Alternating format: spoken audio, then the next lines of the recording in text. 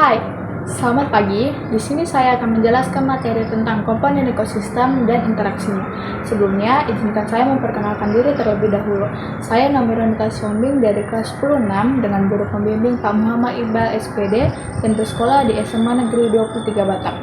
Yang pertama, di sini saya akan menjelaskan tentang komponen ekosistem. Ekosistem merupakan hubungan timbal balik antara makhluk hidup dengan lingkungannya. Sistem ekologi ini terbentuk karena adanya komponen biotik dan juga abiotik. Komponen biotik terdiri atas makhluk hidup. Berdasarkan peran dan fungsinya, komponen biotik terbagi menjadi produsen, konsumen, dan juga pengurai. Adapun komponen abiotik terdiri atas benda mati yang diperlukan untuk menjaga keseimbangan sistem ekologi.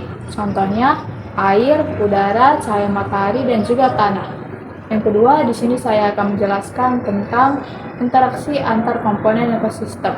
Pola-pola interaksi yang terjadi pada suatu ekosistem dibedakan menjadi 5, yaitu yang pertama ada predasi. Hubungan antara pemangsa dan juga mangsa, contohnya burung hantu memakan tikus. Yang kedua, ada kompetisi. Persaingan antar organisme yang memiliki habitat sama untuk memperebutkan sumber makanan, air, tempat atau ruang, dan juga pasangan. Ada 2 macam kompetisi, yaitu kompetisi intraspesifik dan juga kompetisi interspesifik. Kompetisi intraspesifik yaitu persaingan yang terjadi antar organisme atau individu yang memiliki spesies sama.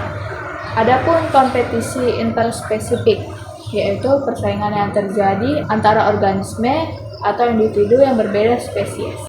Yang ketiga, di sini saya akan menjelaskan aliran energi, rantai makanan, dan juga jaring-jaring makanan. Aliran energi adalah rangkaian dari urutan pemindahan bentuk energi dari satu bentuk ke bentuk energi lainnya yang dimulai dengan sinar matahari lalu berpindah ke produsen, berpindah lagi ke konsumen primer atau herbivora, berpindah lagi ke konsumen tingkat tinggi atau karnivora, hingga sampai ke saproba. Pada ekosistem, aliran energi terjadi dalam peristiwa rantai makanan, jaring-jaring makanan, tingkat trofik, dan juga piramida ekologi. Pengertian rantai makanan. Rantai makanan merupakan siklus makan-dimakan yang terjadi dalam sebuah ekosistem atau lingkungan hidup. Rantai makanan disebut juga dengan food chain. Dalam rantai makanan selalu ada produsen, konsumen, dan juga dekomposer. Diawali dengan produsen sebagai pembuat makanan. Bisa dicontohkan produsen ialah tumbuhan hijau karena bisa menghasilkan makanan sendiri dengan cara fotosintesis. Selain produsen, ada juga konsumen yang akan memakan produsen. Contohnya belalang. Saat belalang yang berperan sebagai konsumen mati, jasadnya akan diuraikan oleh dekomposer. Dekomposer adalah organisme yang berperan sebagai pengurai, contohnya bakteri, cacing, dan juga jamur. Sementara itu ada jaring-jaring makanan. Jaring-jaring makanan ialah siklus rantai makanan yang terjadi yang saling tumpang tindih dan berhubungan dalam suatu ekosistem. Jaring-jaring makanan disebut juga dengan food web.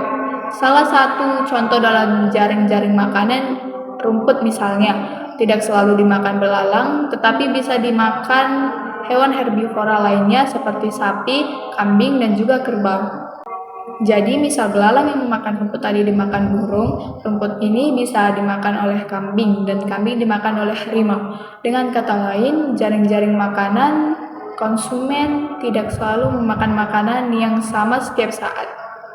Yang keempat, di sini saya akan menjelaskan tentang piramida ekologi. Piramida ekologi merupakan gambaran susunan antar trofik berdasarkan kepadatan populasi, berat kering, maupun kemampuan menyimpan energi pada setiap trofik.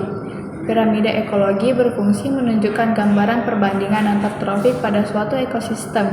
Ada 3 jenis piramida ekologi, yaitu yang pertama piramida jumlah.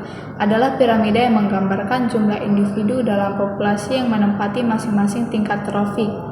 Yang kedua, ada piramida biomasa, menggambarkan tingkatan trofik berdasarkan berat total dari komponen biotik pada area dan waktu tertentu. Ada 2 jenis piramida biomasa, yaitu piramida biomasa tegak dan juga piramida biomasa terbalik. Yang ketiga, ada piramida energi. Piramida energi ini mirip dengan piramida biomasa. Jika piramida biomasa hanya menggambarkan keadaan ekosistem pada waktu tertentu, piramida energi dapat menggambarkan keadaan ekosistem dalam jangka waktu yang lebih panjang dan akurat mengenai aliran energi pada suatu ekosistem. Yang kelima, di sini saya akan menjelaskan tentang produktivitas ekosistem. Ada dua produktivitas ekosistem, yang pertama yaitu produktivitas primer dan juga produktivitas sekunder. Produktivitas primer adalah kecepatan mengubah energi cahaya matahari menjadi energi kimia dalam bentuk bahan organik. Dan ada dua contoh produktivitas primer, yaitu produktivitas primer kotor dan juga produktivitas primer bersih. Yang kedua, produktivitas sekunder adalah kecepatan energi kimia mengubah bahan organik menjadi simpanan energi kimia baru oleh organisme heterotrof. Yang keenam, di sini saya akan menjelaskan tentang daur biogeokimia. Daur biogeokimia adalah suatu siklus yang melibatkan perpindahan senyawa kimia melalui organisme sebagai perantara dan senyawa tersebut kembali lagi ke lingkungan fisiknya. Ada 5 jenis daur biogeokimia, yaitu yang pertama, daur karbon. Adalah salah satu siklus biogeokimia mendaur ulang unsur karbon sebagai penyusun tubuh makhluk hidup. Contohnya tumbuhan hijau, ketika mati terkubur ke dalam tanah yang akan diubah menjadi bahan bakar fosil yang terbuat dari karbon. Yang kedua, ada daur nitrogen. Adalah tahapan perpindahan nitrogen di alam melalui bagian biotik atau abiotik dalam suatu ekosistem. Siklus ini juga disebut sebagai proses konversi senyawa nitrogen menjadi bentuk kimiawi yang lain. Yang ketiga, ada daur air. Siklus biogeokimia ini bertanggung jawab untuk menjaga kondisi cuaca. Air dalam berbagai bentuk berinteraksi dengan lingkungan dan mengubah suhu dan tekanan atmosfer.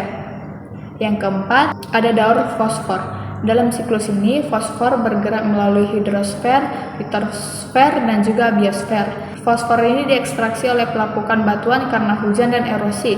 Fosfor hanyut di tanah dan badan air.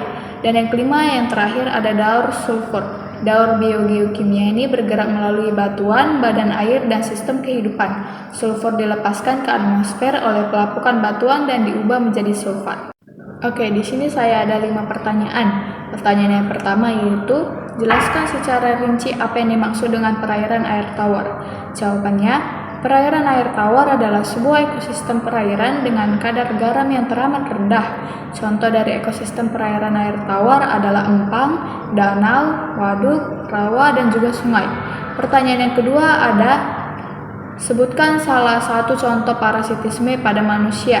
Jawabannya yaitu nyamuk dan manusia. Pertanyaan yang ketiga, adakah hubungan antara rantai makanan dengan aliran energi? Jelaskan.